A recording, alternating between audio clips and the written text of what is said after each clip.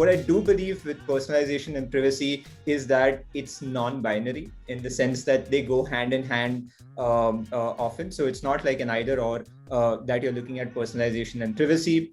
And where we're seeing clients really adapt to it is the entire idea of getting consent-based data to actually activate on their audiences from that point of view.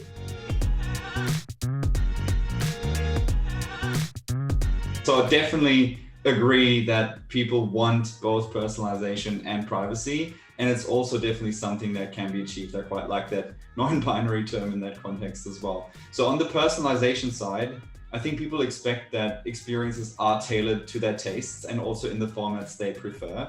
So for example, I love gaming, even though I don't really have too much time for it these days. So I'd happily receive loads of ads on the latest video games. But then when I get a fashion ad, I'm like, why did you even spend money on me? Like, it's probably not the right audience.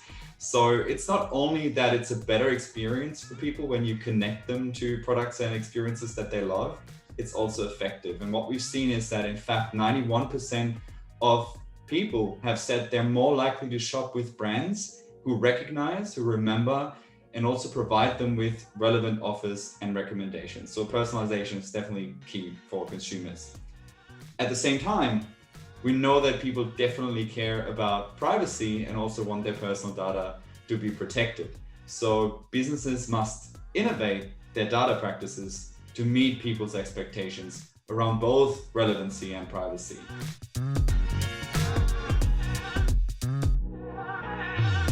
So the first one, I think, is that people want to understand how their data is used. So businesses must explain in very clear terms how and why they use the customer information they collect. And they also need to clearly ask for consent when required. I think the second change is that cookies will not be a reliable source of information for advertisers for much longer.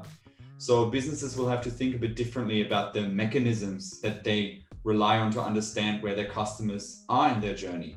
And as a result of that, they will have to adopt some new tools that don't rely on browsers or device IDs.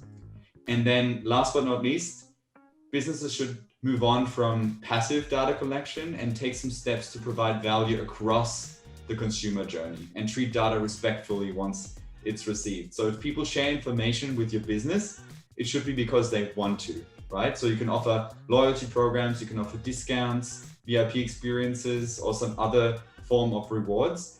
And these are just a few examples of how you can offer some value to your customers.